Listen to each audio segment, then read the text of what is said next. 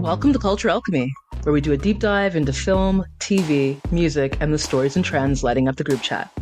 We'll discuss what it means, why it matters, and how it shapes us. I'm Antoinette. And I'm Andrew. Each week we've got pop culture's hottest takes, served fresh. We're turning pop culture into pure gold. This is Culture Alchemy. Hey, everyone. Hey, Andrew, how's it going? It's going well. How are you? I can't complain. I can't believe we're doing this episode number 3 tonight. So I'm really excited to get into it. And I know you've got another great topic on deck for us. So what are we going to talk about tonight? Yeah, so what I wanted to talk about tonight is I just went to the movie theater and I saw Brave New World, the new Marvel movie, and I enjoyed it. I wanted to talk about movie theaters, movie theater etiquette. Also, are movie theaters going the way of Blockbuster Video? Are they going to be extinct like the dinosaurs? Or can we resurrect the movie theater like Jurassic Park? That's interesting. I love the topic. And I'm just curious, how many of our listeners actually remember Blockbuster? Like, that is a deep cut. I love it. I love it. That is a deep cut. That is a 90s cut, which we will be talking about in a future episode as well. We'll definitely come back to that. Yeah, for sure. But okay, well then let's talk about movie theater etiquette. So, where do we start? Well, do you enjoy going to the movie theater? I do. I mean, I would say I go every once in a while. I mean, I'm very intentional though about when I go. Like if I'm going to the theater, I'm usually going because I want an experience. So I will typically go because the movie itself for me is an event and I want to experience it in a special atmosphere, right? Or sometimes I'll go just because, yeah, it's a social experience. Like I love the idea of being with other people when I'm watching it. So there's so much I'm sure we can get into there, but I'm just curious, like, what are your reasons for going to theater? Yeah, I love the experience. I love, seeing a film on the big screen with an audience. Really what gets me is the trailer these days. When the trailer drops online, if it looks, if I'm intrigued and I want to see it, it's definitely going to drive me to go to the movie theater. And also, you want to see it on the first weekend it opens because you don't want it spoiled, on social media or on YouTube. And you just want to see it the first night and just get excited watching it with the crowd. That is so true. Such a good point because now at this point, if you don't see it within the first, couple of weeks of opening a big movie, it's definitely going to be spoiled for you. There's no holding back, and the amount of content that we see between, obviously talking to people and social media, it's an all but foregone conclusion you're going to know the ending of that movie. So that is so true. And I really like the idea of going to something that I think is kind of made for the theater. So, you mentioned spoilers. Well, I remember when I went to go see Wicked, like obviously such a huge event. I kind of knew that was one I wanted to see in theater. And I knew that although, it's based on a play, I kind of know where it's going. I just felt like it called for that big screen, that big sound. And I thought it would be kind of a fun thing to do as well, like just going to be with other people that were fans. So I totally hear you about, the experience of, being in the theater and especially when you're going to see something that got you really excited when the trailers were out. And that was definitely a movie that did that for me for sure. Is there a type of as far as movie theater etiquette, do you prefer to sit in a certain place in the movie theater, or do you have any pet peeves about when you go to the movie theater?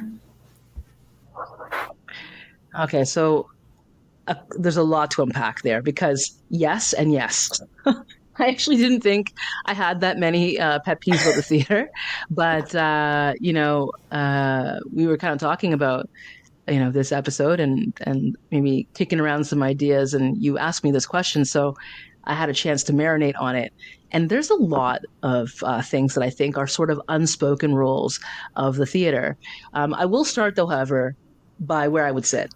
So this also might be another one of those things that says something more about me than other people. I don't know. There's a lot of personality tests that I've seen as well online that talk about where you sit in the theater and what that means about you. So for whatever it's worth, I do sit towards the back. Not the very back, I would say, but if you're at the back and you're underneath the sort of screening room, I would say I'm about 2 or 3 rows before that. But I want to be kind of in the middle and towards the back. That's where I prefer to sit. And why? I can't say why. I just personally feel like I get a better vantage point. I just kind of like as well too. Maybe it is something about being in the back has, at least for me, feels like I'm right in the middle of the action, but not too close to the screen where I feel like I'm looking up into the actual movie theater, the movie itself. And there's something about, I don't know, just the surround sound. I just kind of like that vantage point, but that's me. That's me. So I do sit in the back. It's true. Is it also because you don't want anyone behind you? Is that part of it, or? I never really thought about it like that, but yeah, I honestly don't know. I'm sure there's some reason behind it if I really stop and explore like why that is. Or maybe the first time I went to the cinema, did someone take me to the back? Maybe on some level it could have something to Yeah. do with that. But yeah, I kind of like the vantage point. I like to go to the back. And I'm going to be honest, I have a lot of girlfriends for whom I've gone to the movie theater with recently. And I had the same conversation with them, like, where do you want to sit? And there's that moment of truth where you're kind of looking at each other. If you don't know the person well, you're trying to figure out, okay, where are we going to sit?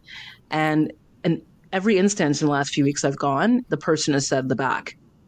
So I don't know if I should ask them. But for me personally, it's just a better vantage point. I really find it odd though, because in almost every other situation, I would sit near the front. So I don't know what it is about the theater itself. But yeah, I tend to go for the back. I just think the height, maybe there's something about being up high that I just kind of, maybe it's being able to surveil the theater. But there's just something about the back. And I know people feel different ways about it because the back is usually where the More shenanigans are. privacy in the back. Yeah, You you're, can you're almost in the row where people are, up to no good, right? absolutely, the high schoolers making out. It's like, yeah, it's true. The PDA is probably happening in the back, which is, yeah, which is kind of interesting because I do go to the theaters a lot with friends, but I also go by myself too. So it's not as if I'm going back there to participate.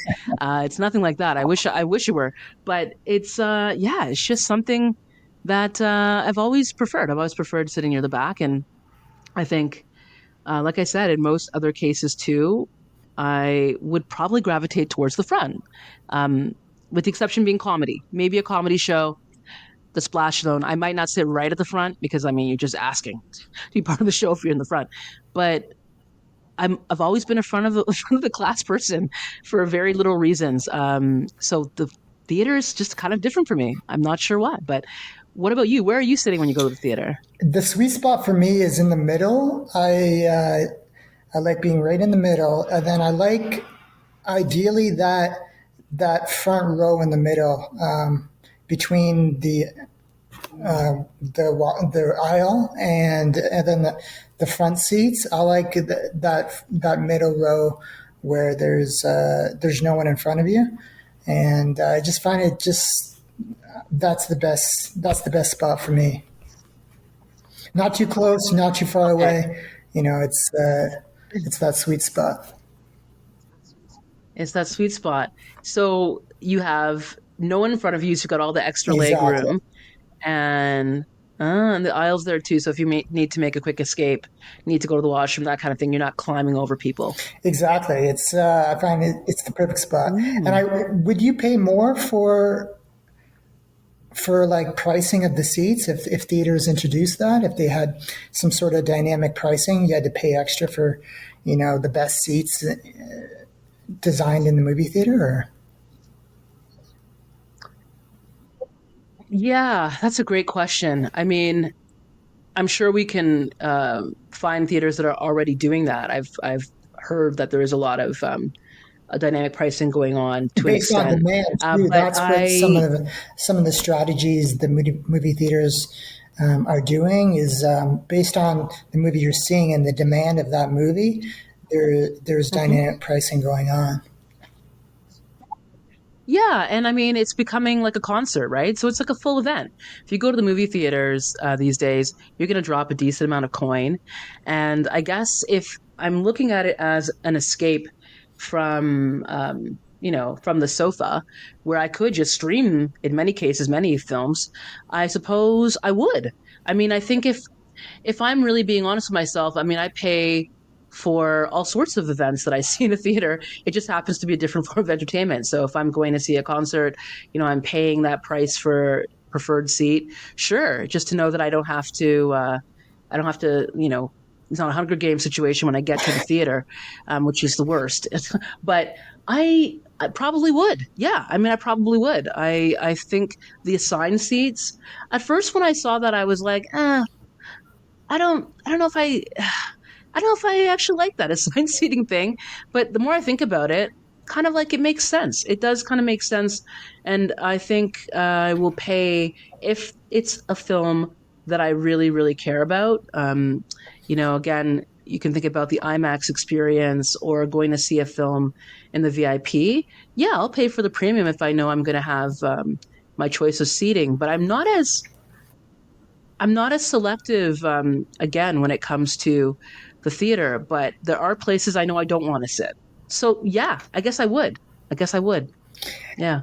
What are your thoughts? I would pay extra depending on the film, and for example, if it was like an opening of a big Marvel movie and based on Mm. demand, I would have to pay extra to see it on opening night in a good seat. Yeah, I would pay extra for that. It would just kind of depend on the movie Yeah. and the seating as well. It would depend on the whole experience, and not wanting to miss out on that experience as well. Yeah. And you just said it, the experience, because we are going to the cinema for that, right? And it's kind of like the atmosphere you're paying for, that big screen, big sound. Like if you're in a VIP, that comfortable plush seating, that service right to your seat. Like there's a lot of things that theaters have done to try to create, actually, in my opinion, the comfort of the home experience, but in community, which it does make sense to pay a little bit more, I guess. And I also wonder, I'm curious, like, does it matter to you in terms of paying or not paying? Does it matter to you um, based on who you're going with? So are you more likely to pay if, let's just say, you're going with somebody who is, I don't know, a family member or a friend, or does the person you're going to the cinema with dictate any part of where you're sitting or what kind of experience you're willing to pay for? And I'll let me give you a little bit more on that because I want you to answer the question, but let me tell you why I'm asking it. Because when you asked me earlier about paying for premium seat, I kind of thought about it and I was like, well, I guess. I mean, if it's a big production, something that's opening weekend, and I want to make sure I get the right Mm-hmm. seat. But I also thought about the movies as just sort of a cultural, um, you know, fixture when it comes to things like dating. So some people would say that like dinner and a movie is totally passe and it's, you know, no one does that, but it actually still is very much like part of, at least we're sitting here filming this right now in Toronto and certainly in North American culture, it is still a big part of the cinema experience. Hence why I'm in the back with all the kids, who are like getting handsy, under their jackets in the back row. It's still something that people associate with different celebrations, whether it's a group going to a birthday or it's a dinner and a movie date for a couple. And I do wonder if charging that premium, if it means more to people who are reserving these things for special occasions versus I'm just going to go sit down and watch a matinee like on a random day off, then I will be less inclined to care where I'm sitting. But if I were going with other people, it was a special occasion, then I absolutely would reserve in advance and it would make more sense for me to pay. But I don't know. What are your thoughts on that? I would say it kind of depends on who I go with. For example, if it was a date, I would ideally want it to be like an elevated experience. And I think that's what movie theaters, they haven't evolved. They have to keep evolving to compete with the theatrical experience at home. The theatrical experience isn't more stunning than at home with these. People can afford entertainment systems now for not that much, and also the streaming platforms. The films and the TV are delivered right to your home, and they don't have to wait long as well to receive these movies. And there's typically like a couple of weeks before they come out until they go into streaming platforms. But I would just say that like it depends on who I'm with, but like I would like an elevated experience, like which VIP offers, but I feel like they could do more to elevate that experience and to make it more appealing and to pay those prices and get people out of their homes as well. It also depends on how long the movie is too, because if it's a long movie, I'm going to want to be comfortable. I'm not going to want to sit and, beside someone who's awkward or just, there's not that spacing like there is with VIP theaters and the comfortable seating what there is with the VIP theaters. So it depends how long the movie is. And typically these movies these days, like the big blockbusters or like a Scorsese movie or a Christopher Nolan type of movie, they're typically around like 3 hours, so you want to be comfortable in the movie theater when you go to watch a film like that. No, that's such a great point. Like I'm sure the people that got the VIPs were definitely feeling it was worth the money when they were sitting through like the 3.5 hour Brutalist or something like that. That's where that's where it counts. I was thinking about what you were saying as well too about like just the occasion makes a big difference, because I'm reminded the last time I actually went to a movie screening, it was the Elgin, which for locals, they'll know exactly what this theater's like. The Winter Theater, it's beautiful, and it's very kind of intimate. It's actually a lot of times known for musical theater, but they were showing a screening of Napoleon Dynamite, and I was going with friends for for my birthday, of course. So of course, I'm going to pay to get the best seat and to think about where I wanted to sit in the theater.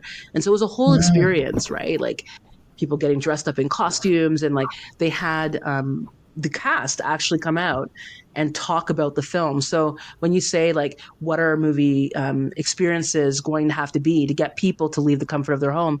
I think adding those bells and whistles, those extras that you can get are definitely things that I'll pay for. So that's an example that I was just thinking about, that I absolutely felt that was worth the extra money, because I wasn't just watching the movie, although that's what ultimately we were doing, but I was also getting to experience a little bit of discussion after the movie, the whole idea of the community coming together.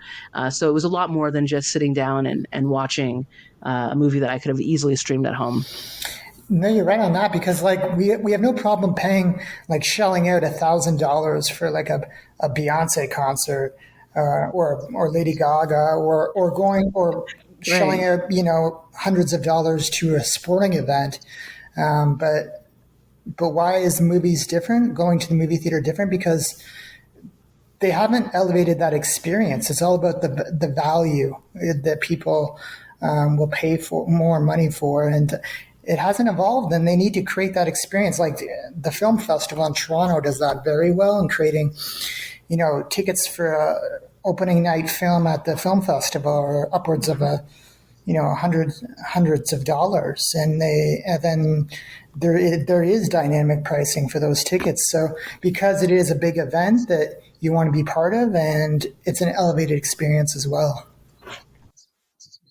Mm-hmm. Mm-hmm. Do you Absolutely. have any pet peeves when you go see a movie in the theaters? Oh, that's right. The two-parter question. And yeah.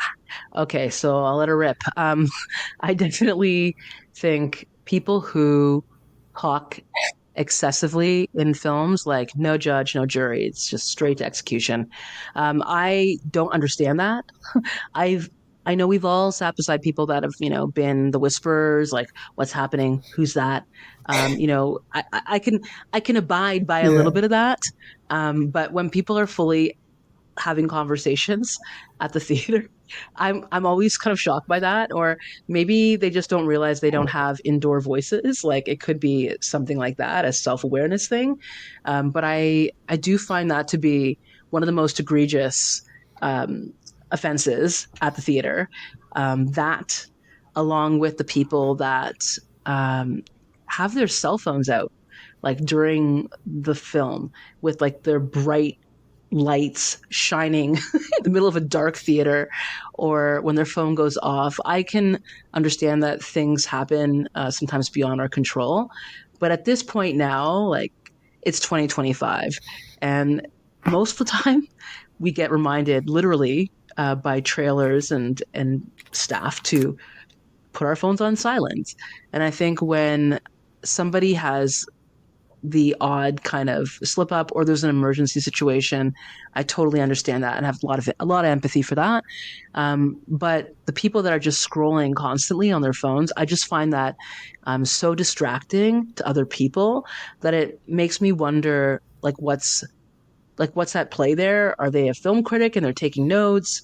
Are they just honestly not able to focus? Like there's this phenomenon, um, and I think it's been on TikTok recently, but I heard a neuroscientist talking about popcorn brain and this idea of like your brain jumps from one activity to another without thinking. And a lot of this, I think, has really been brought on by the use of social media and cell phones, which is a whole other topic. But when we talk about pet peeves in the theater, I think that's actually impacting the experience that we're having in the theater with other people.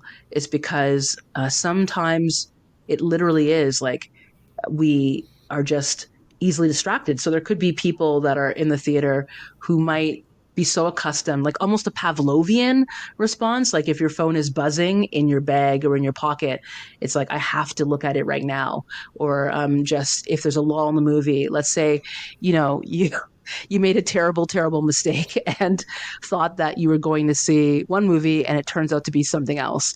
And maybe somebody just is bored and the phone is like an instant boredom reliever. We're so used to pulling it out. So I think that that's changed a lot of the way that we take in movies. And like you said earlier, if you're in for the long haul and it's a 3 hour movie, 4 hour movie, it's for some people, their phones are like an extra appendage. So not being able to look at it for 3 hours or 4 hours, that's no dice. Like they're going to do it. So I think that's one thing that I really find quite irritating is when people use their phones while they're in the movies and kind of without regard for other people around them. Yeah. No, I agree. That's it for me. That's the worst. Unless someone's dying, you should not be on your phone. Okay. Yeah. Yeah, people that text throughout the movie, like the light is so Oh, distracting. Like, directly to jail. All right. So their phone should totally. be taken away from Totally. them. Yeah. Absolutely. Absolutely. And you know what? And they do get taken away from them because when we think about other, experiences that happen in theaters, I'm going to go back to our friends again, the comedians. They figured this out. I mean, say what we want about the practice of taking phones away, but I've been to a number of Yeah. shows where comics have demanded that we put our phones in these, like, I don't know, these velvet bags that are like vacuum sealed and locked, with, personal codes that Yeah, only certain staff members can actually get into. And I at first when I saw that, I thought, wow, this is extreme. a little bit much, a little obscene. But there's a reason why people do this, and I think a big part of it is what we're talking about here about phones being, just very tempting devices when they're in the theater, and then also for those people who are just wild like that and want to actually film, what they're seeing in front of them, right? So the phone has actually really changed the movie going experience for sure. No, I agree. I mean, it's a part of us. And, when we go to a concert, of course, like people bring out their phones. But when you go to the theater, people aren't bringing out their phones during a theater performance.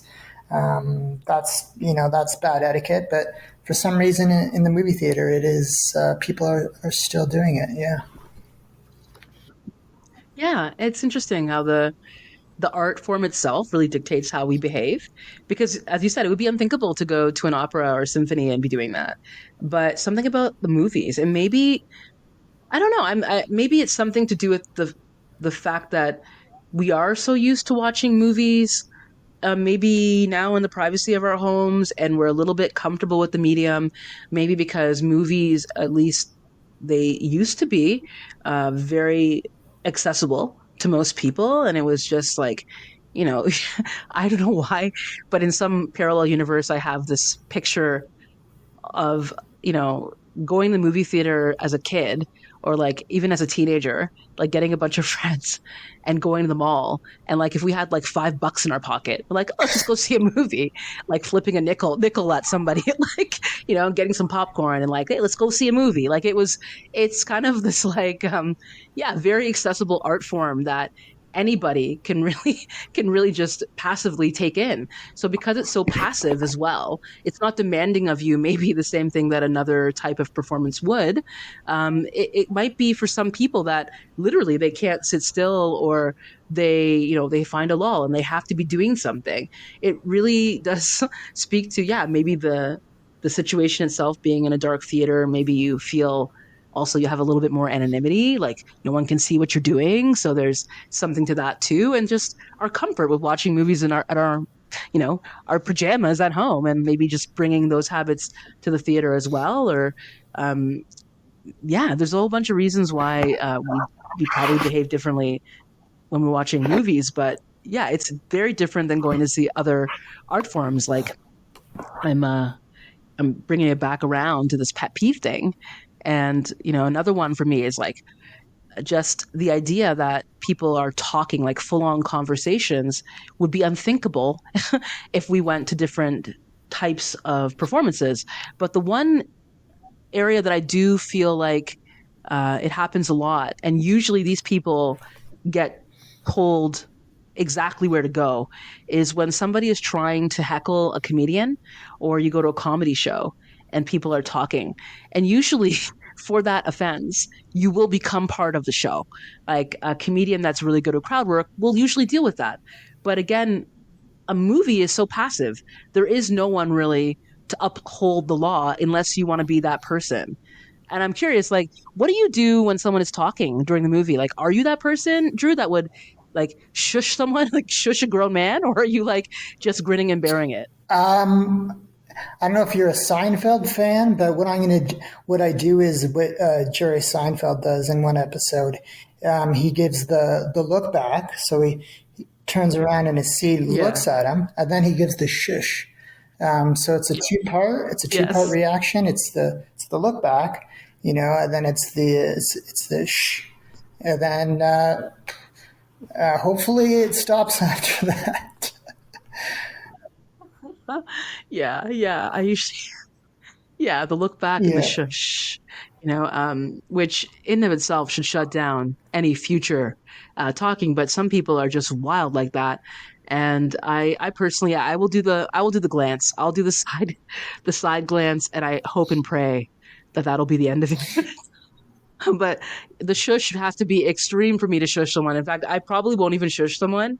But I will definitely do the like a heavy sigh, which is basically a shush without the finger. It's like a heavy sigh and a side glance, like a few times, like, just, hey, we're watching a movie here. And I'm hoping that collectively, the collective energy of multiple side glances will put that person in their place. But, again, some people have no shame. And so they're going to do what they want to do. And then even still, there are people out there who, if you do that, they will go even harder because they know that you're telling them to do something that they don't want to do. So, but that's a whole other type of of theater goer when that does happen. Yeah. Are you the type of person who goes to see a movie by yourself? I sure am. Yeah. I love going to see the movies by myself. I have had this conversation with friends as well too, who are like shocked and appalled that I would do that. And again, referring back to my previous point, I'm not talking during the movie. I'm not talking to you during the movie. So ergo, I don't need you to be at the movie with me.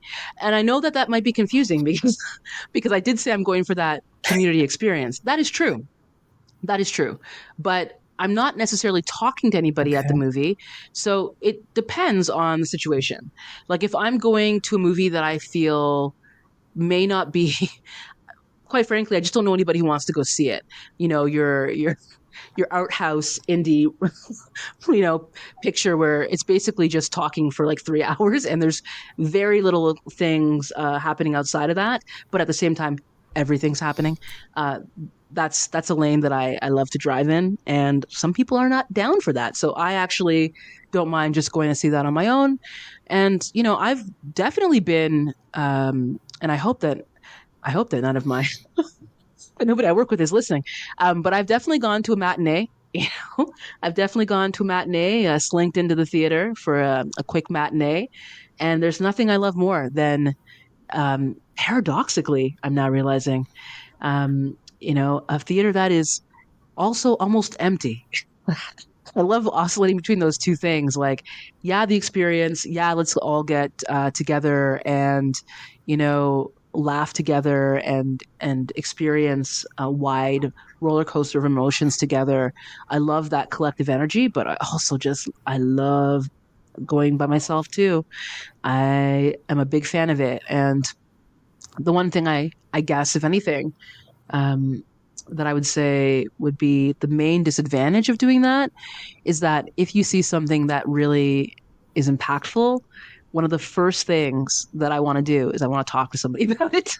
So I think that might be something that, yeah, automatically becomes, one of the negatives of going by yourself.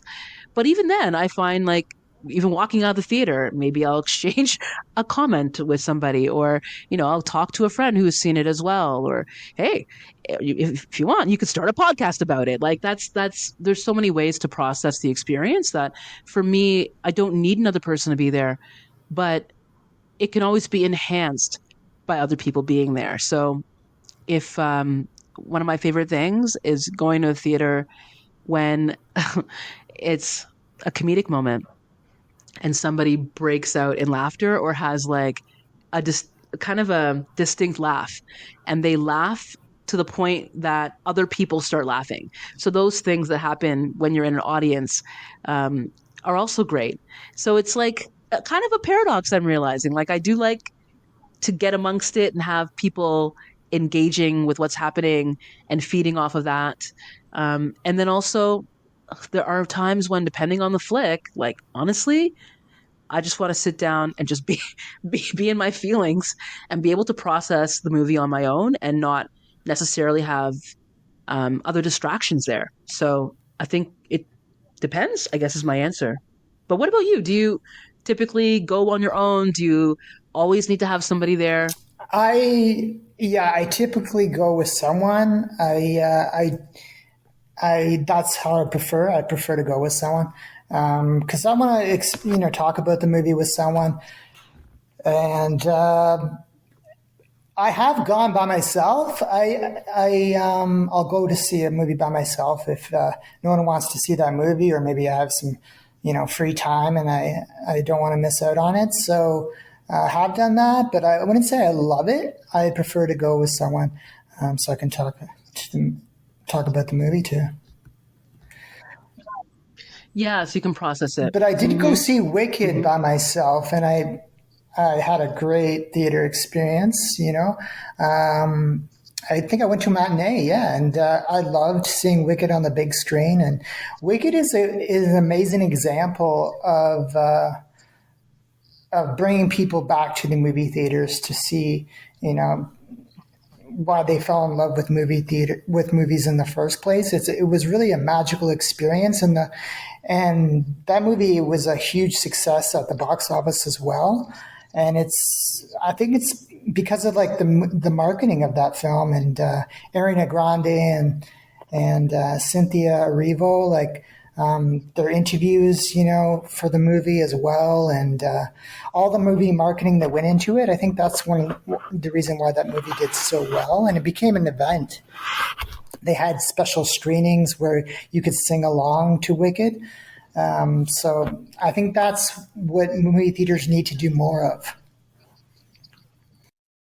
Yeah, yeah. And I remember hearing that, speaking of Cynthia Erivo, she really encouraged people to go to theater and sing. Like that was a big thing for her. Like I want people to come and actually belt out the tunes as well.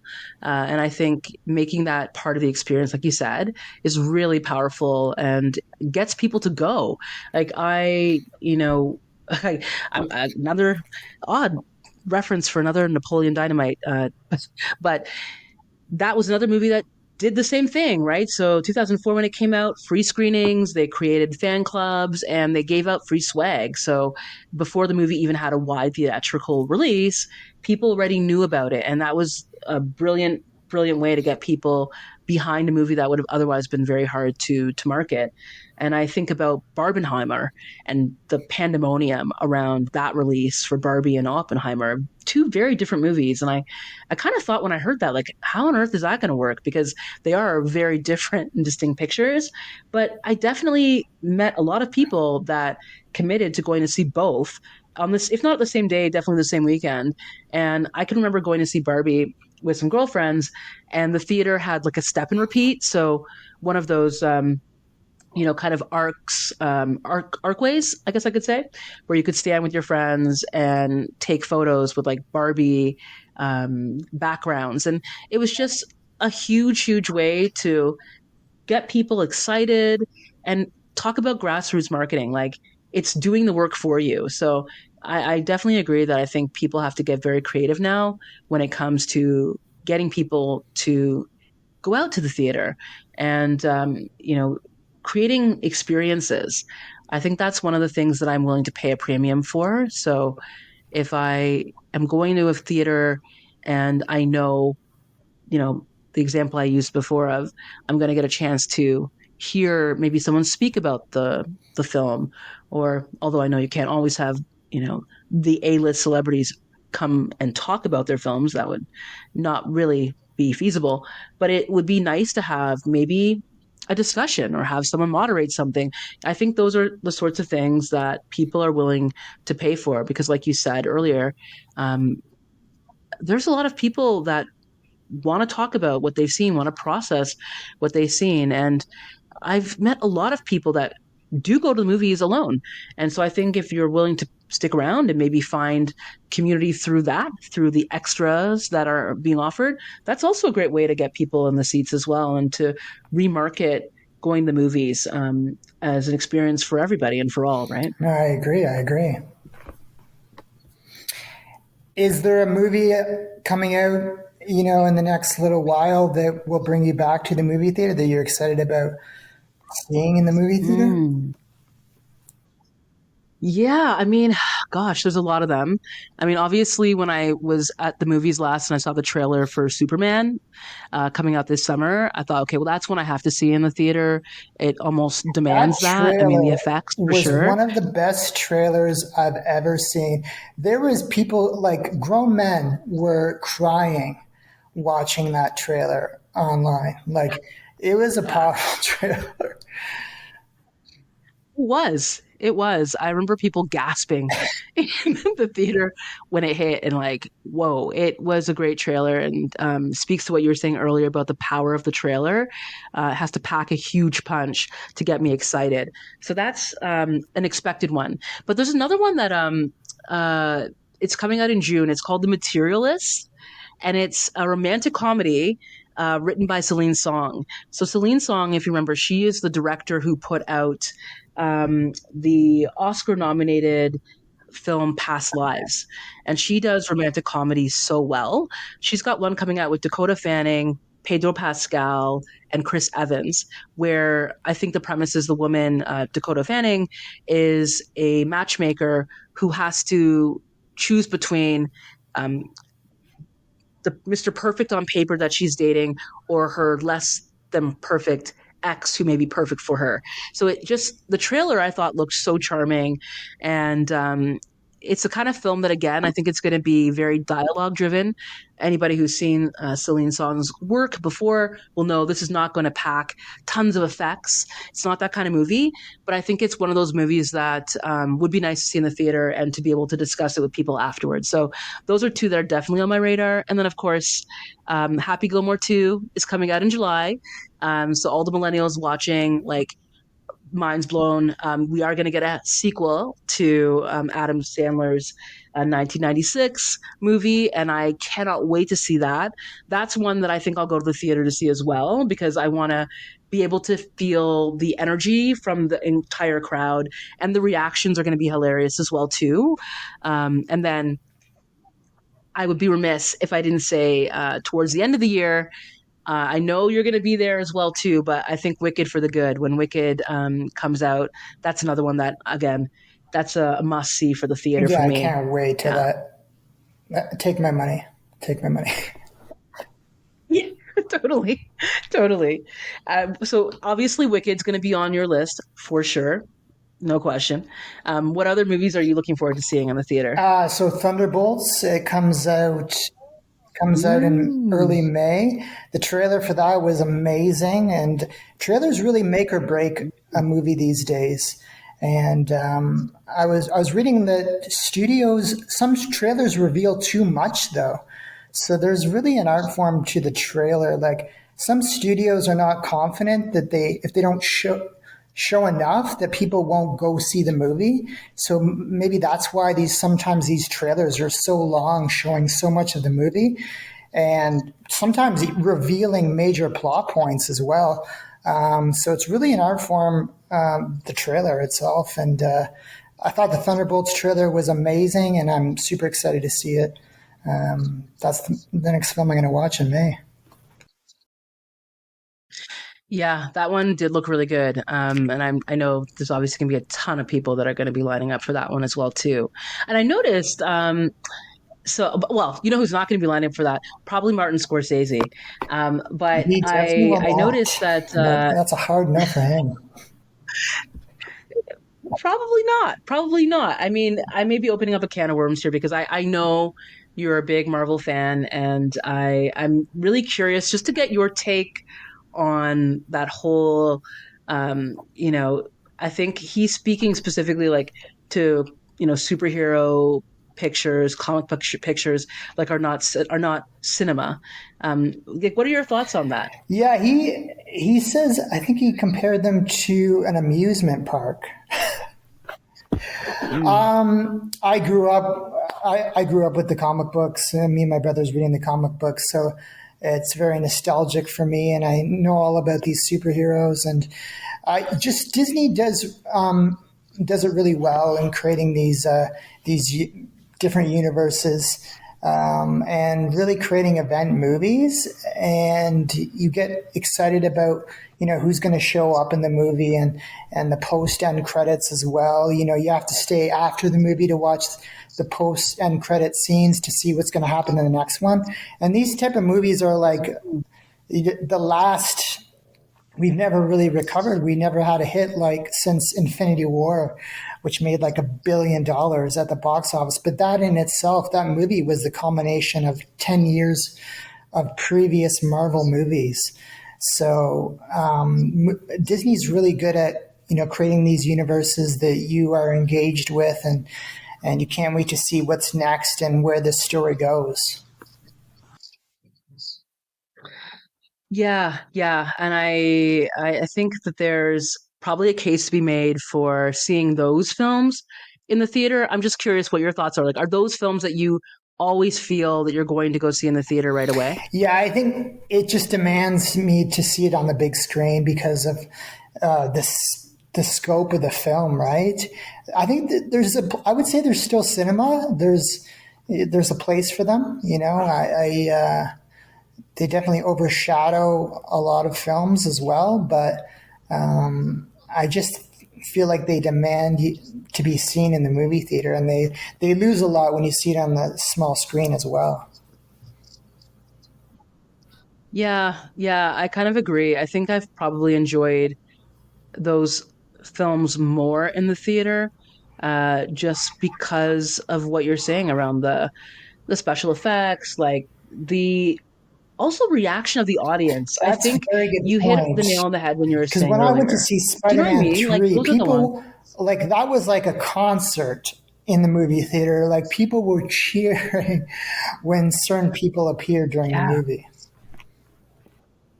Yeah, yeah. And because of what you mentioned earlier about the fact that there is this huge fandom around these films, a lot of time has been invested in these characters. And I think, honestly, the most rabid fans probably come from this cinematic, part of the world. Because if you go to a movie theater having already read all the comics, understand the backstory of these characters, you have a picture in your mind of who they are. And the same can be said for those of us who, have favorite characters from novels and we go see them put into big screen adaptations. You have a picture. You've directed that movie in your own mind. You know the backstory. You know technically that that thing that they just did, that choice that they made in the film, well, that's actually not true to the story. So they are much more active. Because I think earlier when I was talking about the idea of that movies are, for the most part, passive, it's not that I don't feel we're engaging with them and having a lot of different emotions come to the surface, but you are quite literally taking in media. You're not really doing anything. So that's how I see it, as a more passive form of entertainment. But I feel like, I don't know, the superhero genre in particular, I feel like it defies that a little bit for me. And Wicked did this too, obviously, with the musical screenings. It's a little bit more active because, like, as you're saying, I feel like quite literally the effects, the sort of the grandeur of everything that's happening does literally sometimes move you out of your seat.